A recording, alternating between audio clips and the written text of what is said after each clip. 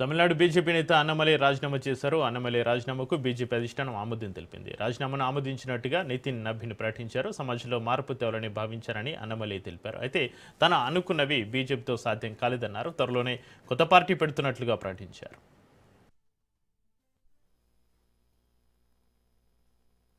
என்னுடைய பாதை வேறு பாதையில் பயணம் செய்யணும்.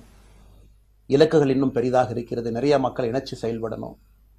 ஒரு புதிய அரசியலை, அடிப்படை கட்டமைப்பை மாற்றக்கூடிய அரசியலை உருவாக்க வேண்டும் என்கின்ற ஒரு எண்ணத்தோடு இன்னைக்கு ரொம்ப பண்போடு சொல்லிவிட்டு அதே இயக்கத்திலிருந்து வெளியே வருகின்றேன். இது தமிழர் பண்புன்னு கூட வச்சுக்கலாம். வெளியே சென்றாலும் கூட மரியாதையோடு சொல்லிவிட்டு செல்வது நம்முடைய பண்பு என்பதுதான் எனக்கும் இலக்கணமாக இருந்திருக்கிறது.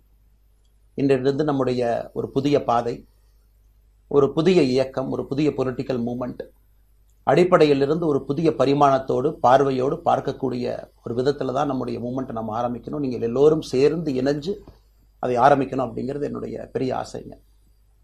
அதற்கு முன்பு சில விஷயத்தை சொல்லணும். என்னுடைய அரசியல் பாதை என்பது ரொம்ப வளைஞ்சு நெளிஞ்சு இங்கே வந்து உங்கள் முன்னாடி நின்றுட்டு இருக்கேன். இது ஈஸி பாத் கிடையாது. ஒரு கிராமத்தில் பிறந்து ஒரு சாதாரண குடும்பத்தில், விவசாய குடும்பத்திலிருந்து வந்து ஒரு காமன் மேன் அரசியலுக்கு வர்றதே நம்ம ஊரில் நம்ம ஒதுங்கிக்குவோம், வரமாட்டோம். பட் அதே போல் என்னுடைய பாதையும் கூட 2009 கேப்டன் விஜயகாந்த் அவர்களுடைய கட்சியில் தேமுதிகவில் ஐஎம் லக்னோவில் படிக்கும் பொழுது ஒரு இன்டர்ன்ஷிப்பாக 3 மாத காலம் ஆரம்பித்து, அதன் பிறகு 10 ஆண்டு காலம் கழித்து பாரதிய ஜனதா கட்சியில் ஆரம்பித்து 6 ஆண்டுகள் பாரதிய ஜனதா கட்சியிலிருந்து இன்னைக்கு தனித்துவமாக நம்முடைய இயக்கத்தை மக்கள் முன்னாடி வைக்கணும், உங்க முன்னாடி வைக்கிறேன். 25 வயசுல எனக்கு அந்த இன்டர்ன்ஷிப் திரு விஜயகாந்த் அவங்க கிட்ட செய்யறதுக்கு ஒரு பெரிய பாக்கியம். அன்னைக்கு அரசியல்னா என்னன்னே தெரியாம ஒரு புதிய அரசியலை தமிழகத்தில் கொண்டு வர முடியுமான்னு யோசித்த தருணம். இன்னைக்கு வயது 42, கிட்டத்தட்ட 17 ஆண்டுகள் போராடிக்கிட்டே இருக்கிறேன். ஒரு புதிய பாதை உருவாக்க முடியுமா, ஒரு better politics for better society கொண்டு வர முடியுமா. அதே நேரத்தில் நிறைய யூகங்கள், நிறைய பேர் நிறைய சொல்றதுனால இதே டெல்லியில் ஆகஸ்ட் 24 2020 பிஜேபி இணைய வரும் பொழுது சூப்பர் ஸ்டார் ரஜினிகாந்த் அவங்க எனக்கு ஃபோன் பண்ணாங்க. எனக்கும் அவருக்குமான நட்பு கிட்டத்தட்ட நான் பதவியிலிருந்து வந்த பிறகு ஒரு நட்பு. நிறைய அவர்கிட்ட பேசுவேன். அவருடைய அரசியல் பாதை எப்படி இருக்கணும் அப்படின்லாம் பேசியிருக்கேன்.